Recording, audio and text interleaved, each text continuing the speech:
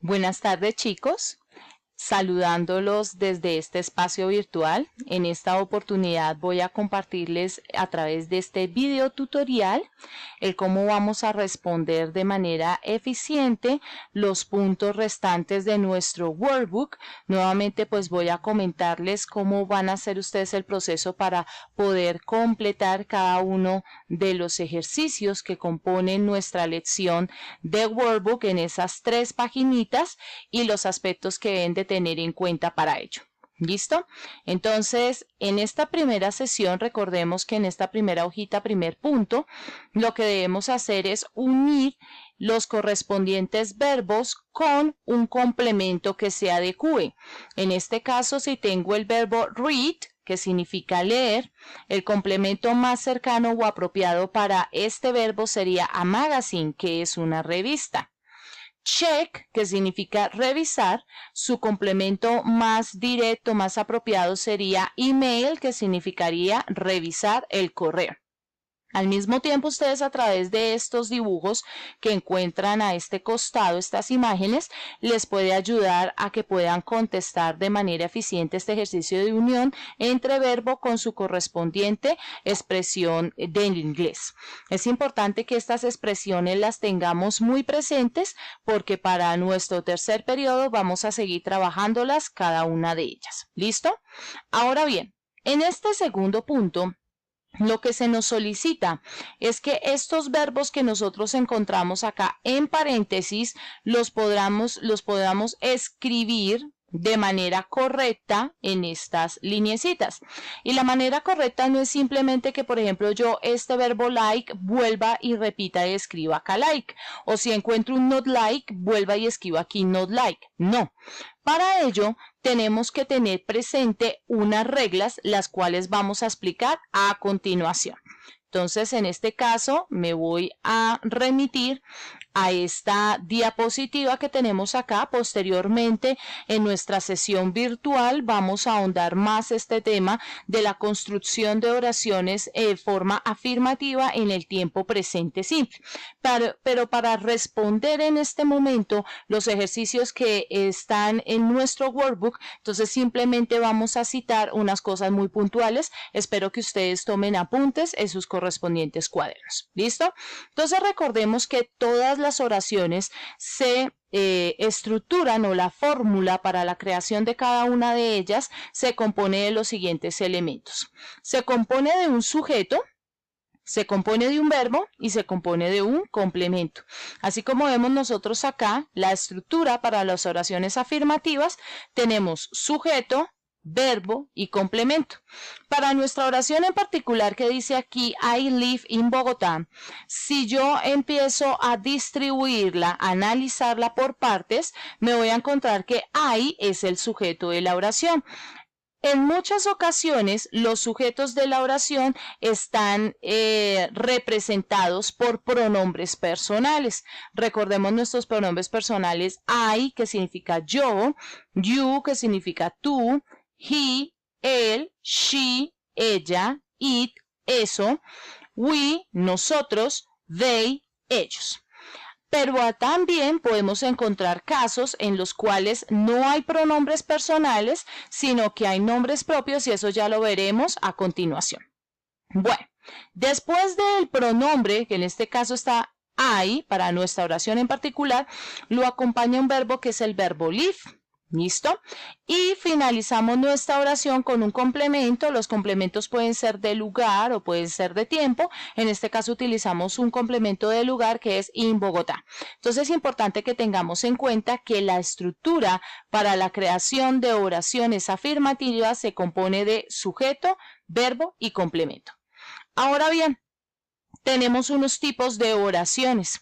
Tipos de oraciones, como les decía anteriormente, que pueden estar representados por pronombres personales, como los que ustedes pueden observar acá: I, you, they, we, she, he o it. O también podemos encontrar esos sujetos de la oración representados por nombres propios. En este caso, Carlos y Laura no son un pronombre personal, sino que en este caso ellos son un nombre propio. Que si yo reemplazo Carlos y Laura por un pronombre personal, automáticamente me arrojaría entonces el pronombre they. Si yo tengo acá Dana and me, Dana y yo, ¿listo? Ahí tendríamos entonces nosotros nombres propios, pero si yo reemplazo este nombre propio por su correspondiente pronombre personal, le correspondería entonces we. En ese sentido, es importante tener en cuenta que en las oraciones nosotros podemos representar los sujetos. 1. O utilizando pronombres personales, o 2. Utilizando nombres propios. ¿Listo? Ahora quiero que analicemos detenidamente lo que va a pasar aquí. Si yo escribo I live in Bogotá, démonos cuenta que el verbo live no sufre ningún cambio. El verbo live está escrito de manera normal, ¿sí? Tal cual como yo lo encuentro en el diccionario, no tenemos que aplicarle ningún tipo de cambio. Pero, ¿qué sucede ahora? Si miramos atentamente acá este verbo live, tiene un ligero cambio respecto al anterior, lo vamos a colocar aquí de este colorcito.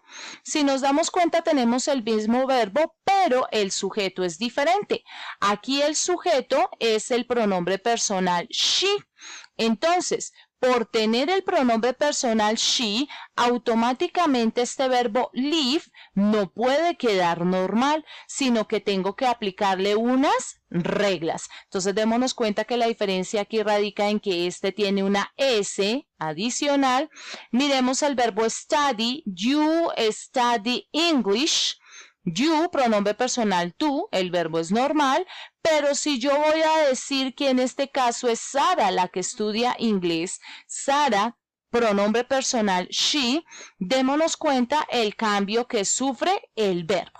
Entonces, eso es lo que vamos ahorita nosotros a revisar, porque eso se llaman reglas para las terceras personas del singular he, she, it. Entonces, teniendo en cuenta ello, cuando vamos a crear oraciones en las cuales tengo como pronombre personal she, que recordemos she representa siempre nombre de una mujer.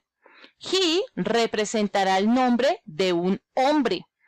It puede, según el contexto, representar o un objeto, un lugar, en este caso puede ser el nombre de una ciudad, país o una parte de la ciudad, por ejemplo, the bank, el banco, the school, la escuela, o también it puede ser un animal. Si tenemos estos casos como sujetos en nuestra oración, en donde estamos hablando de un hombre, perdón, de una mujer, she, de un hombre, he, o de un objeto, un animal o un país, entonces debemos de tener claro que los verbos van a cambiar. Entonces acá reiteramos nuevamente. Si en mi sujeto de la oración yo me encuentro pronombres personales I, you, we y they, o palabras en plural como por ejemplo Carlos and Sofía, the students, the computers, está en plural, ¿listo? ¿Qué va a pasar? Los verbos van a quedar de forma normal, es decir, que no vamos a aplicarles ningún cambio y los escribimos tal como se encuentran en el diccionario. Entonces, por ejemplo, acá study, el verbo estudiar, si me doy cuenta acá mi pronombre personal es I, simplemente lo que yo hago es escribir study. You, que significa tú, ¿sí? O usted. Si lo voy a conjugar con el verbo do, démonos cuenta que queda normal. You do. ¿Listo? Para we, nosotros, si voy a conjugarlo con el verbo live, queda normal. We live. Entonces, tal cual como los encontramos en nuestro diccionario, nosotros los escribimos. Pero ahora, ¿qué pasa? Si yo tengo en mi oración pronombres personales como he, él, she, ella, o it, que significa un objeto, un animal o el nombre de un lugar, o cualquier palabra que esté expresada en singular, como por ejemplo the chair, la mesa, es singular. Carmenza. Carmenza es una sola, es singular. ¿Listo? ¿Qué va a pasar? Le tenemos que aplicar regla al verbo. Y para ello tenemos que tener claro que tenemos 4 reglas en inglés. La regla número 1, que se agrega ES, y ya vamos a ver en qué casos. Regla 2, IES, la regla 3, S, y particularmente, y eso quiero que ustedes lo tengan muy presente, con el verbo have, que es el verbo tener, nosotros lo vamos a convertir en la palabra has. ¿Listo? Es decir, que vamos a decir he has, como se los voy a escribir acá, he has, she has, it has. ¿Listo? No vamos, este es un verbo especial, entonces acá lo que tenemos que hacer nosotros es grabarnos de memoria que el verbo have se convierte en has. ¿Listo? Ahora bien, ¿cuáles son las reglas? Decimos entonces, la regla 1 nos dice lo siguiente. Le vamos a agregar ES a aquellos verbos que terminan en la letra O, como por ejemplo do o go. Si yo tengo acá el sujeto de la oración she, automáticamente sé que a este verbo tengo que aplicarle una regla. Como este verbo termina en la letra O, entonces su conjugación real sería das. Segunda letra. Si termina en X, como meets o fits, también le vamos a aplicar regla. Entonces, acá tengo el pronombre personal he, automáticamente sé que no puedo escribir meets, sino quedaría meetses. ¿Qué hacemos? Agregamos ES a estos verbos. ¿Y por qué los tenemos que agregar? Porque mi sujeto de la oración es el pronombre she, el pronombre he, o como en este caso tengo un nombre propio que es my mother, mi mamá. Como yo sé que es una sola, automáticamente tengo que aplicarle la regla a ese verbo. Entonces es muy importante, chicos, que tengan presente cuál es la regla de la ES. Si mi verbo termina en la letra O, X, S, S, S, H, C, H o Z, le vamos a agregar ES. Ahora, segunda regla.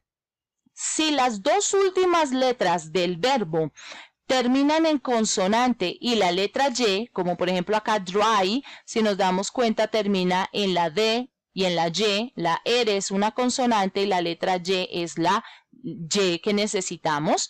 Aquí sí lo vamos a conjugar con Sofía. Miren lo que hacemos.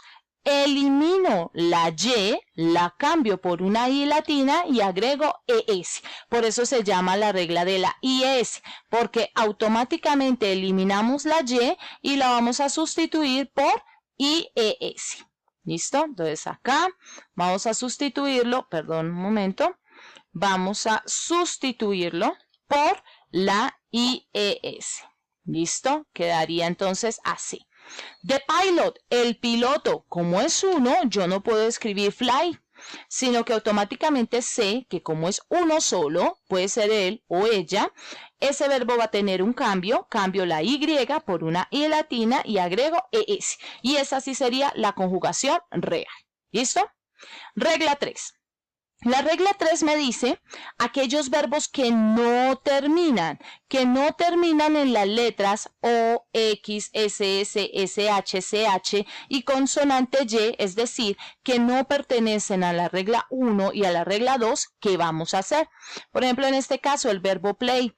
El verbo play termina en vocal y la letra Y. Automáticamente yo no voy a hacer esto. Pilas, que eso no lo vamos a construir. Yo respeto la Y simplemente le vamos a agregar es una S. ¿Listo?